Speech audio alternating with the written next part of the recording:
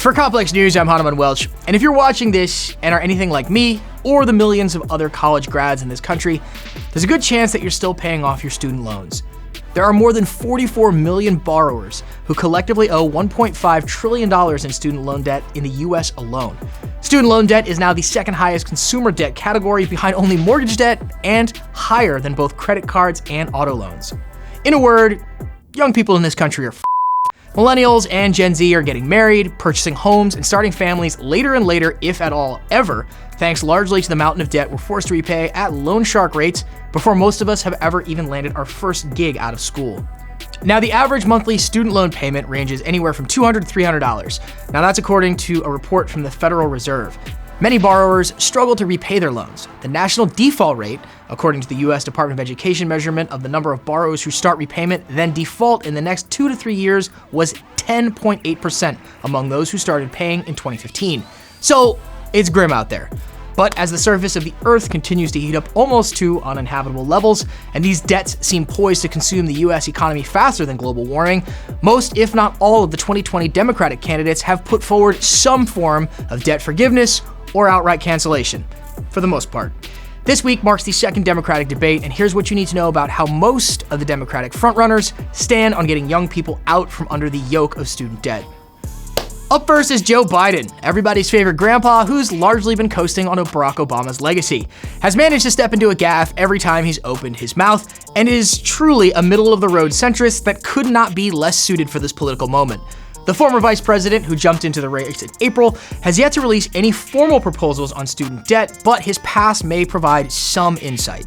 During the 2016 presidential election, the now 76-year-old said he'd support a plan to make 4 years of college free. Quote, "We need to commit to 16 years of free public education for all our children.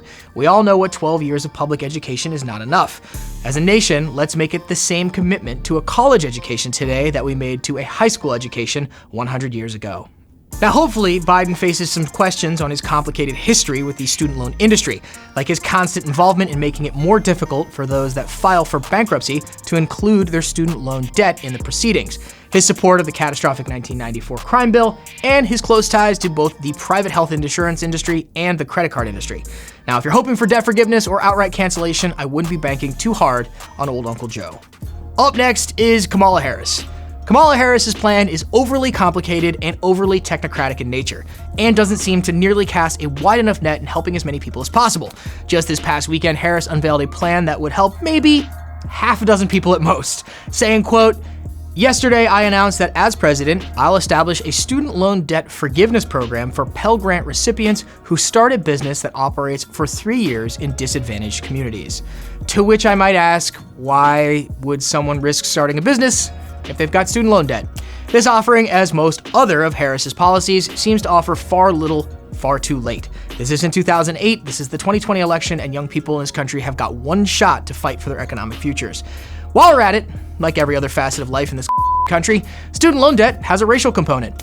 This is from CNBC. Quote, "The average white student loan borrower owes around $30,000. The average black borrower owes closer to $34,000.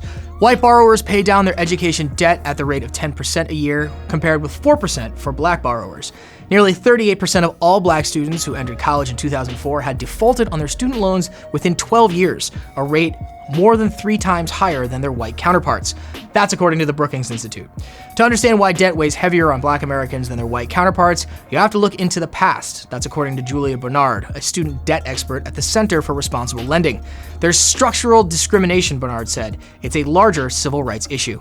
So that brings us to our next 2020 presidential hopeful, Amy Klobuchar. Klobuchar is the first mainstream Democratic candidate to push back on the idea of debt-free or tuition-free 4-year colleges, much less forgiveness or cancellation. Klobuchar told the audience at her CNN town hall earlier this year, quote, "I am not for free 4-year college for all, no. I wish if I were a magic genie and could give that to everyone and we could afford it, I would." She's offered up such bold Republican-light ideas like making 2-year degrees and community college free, expanding Pell Grants, that's the money that the government provides low-income students to attend college, and allowing borrowers to refinance their student loans.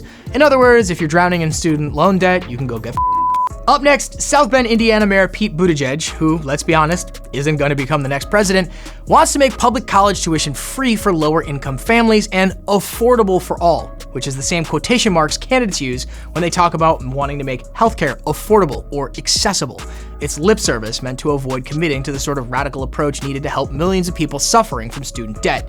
Also, Lil Nas X declined to do an Old Town Road remix with him, so, that doesn't really have anything to do with anything, but it's still pretty funny. So let's just get serious. There are literally 24 other candidates vying for the Democratic nomination, so I'm just going to skip ahead to Sanders and Warren, who are largely responsible for mainstreaming this policy to begin with.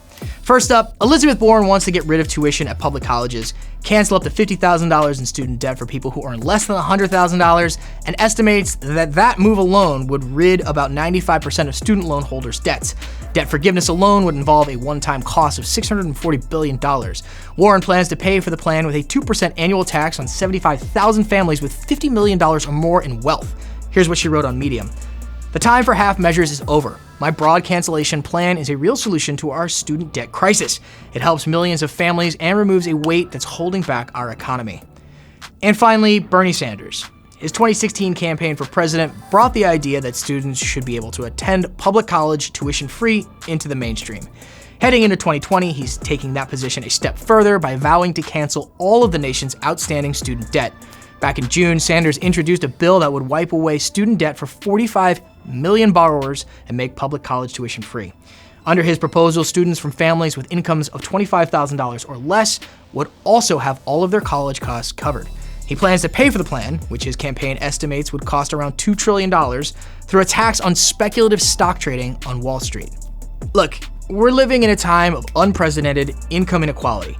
Wages have been stagnant for the middle class for the better part of 40 years, while CEOs make in an afternoon what most make in a year. We've got an openly racist president that has a terrifying shot at a second term, and let's not forget concentration camps, real live concentration camps operating in full daylight and in accordance with the United States government. Heading into 2020, canceling student debt may seem like a low priority by comparison, but think about what you'd be able to accomplish if you weren't spending $600 a month paying back your loans, or what future generations could gain from attending free colleges. Maybe you can finally buy that house and have those kids your mother and grandmother always seem to bring up during Thanksgiving. For Complex News, I'm Hanuman Welch. For everything else, subscribe to Complex on YouTube.